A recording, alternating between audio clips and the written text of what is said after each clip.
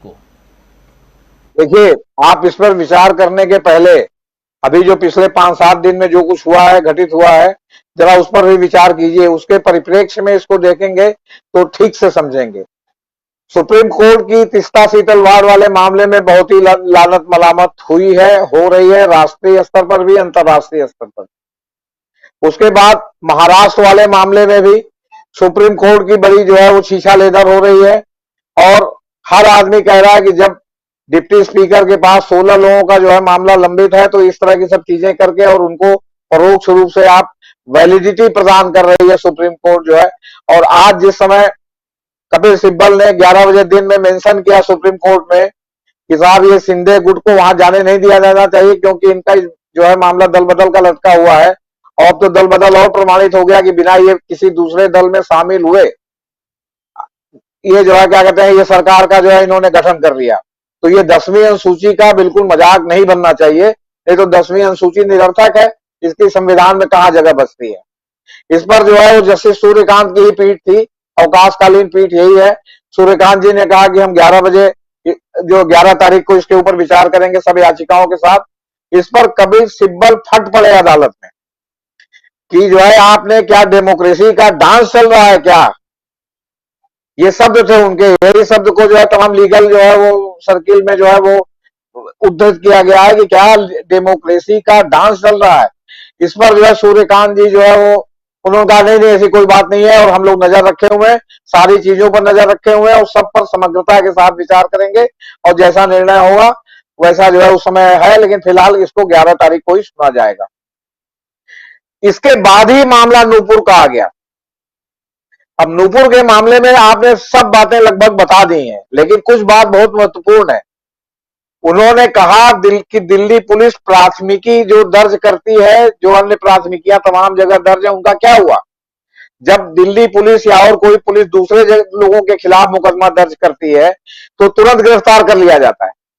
तब वो अरनेश कुमार का जजमेंट भी तब उसमें नहीं आता कि 7 साल से सजा कम है तो गिरफ्तार नहीं होना चाहिए।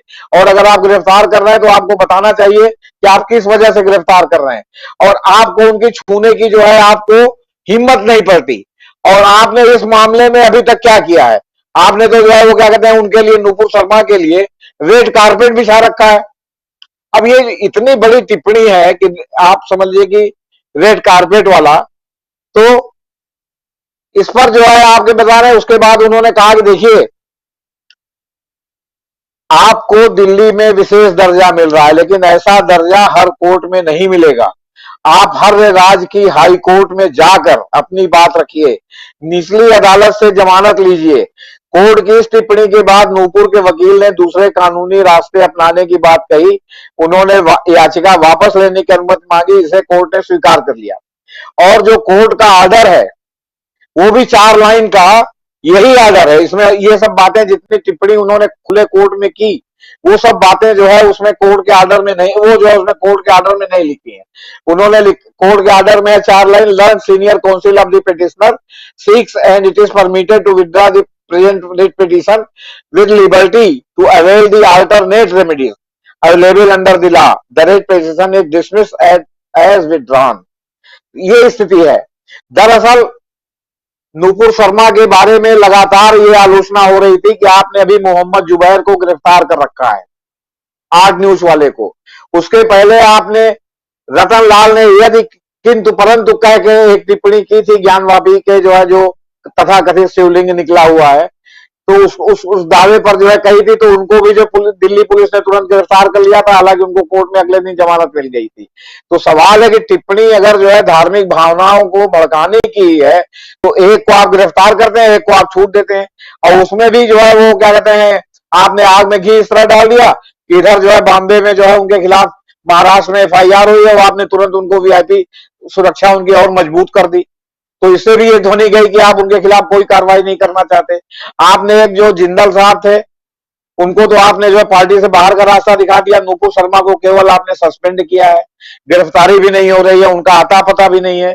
आप खुद सोचिए कि जिसको VIP सुरक्षा मिली हो, सरकारी एजेंसी के लोग उसकी सुरक्षा में हो, वो क्या गोपनीय रह सकता है कहीं?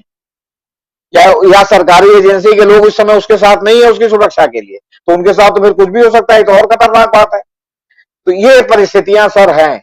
तो इसमें आप ये जो दोनों बैकग्राउंड है, तीस्ता सीतलवाड़ वाला और महाराष्ट्र वाला, इसके परिप्रेक्ष्य में और आज जो सुप्रीम कोर्ट में की सुनवाई के पहले कपिल सिब्बल के सामने जो हुआ, उसको जब आप ध्यान में रखेंगे तो आप समझेंगे कि सुप्रीम कोर्ट का जो है वो कितना जो है मतलब फसाना और हकीकत में क्या अंतर है और क्या वास्तविकता है।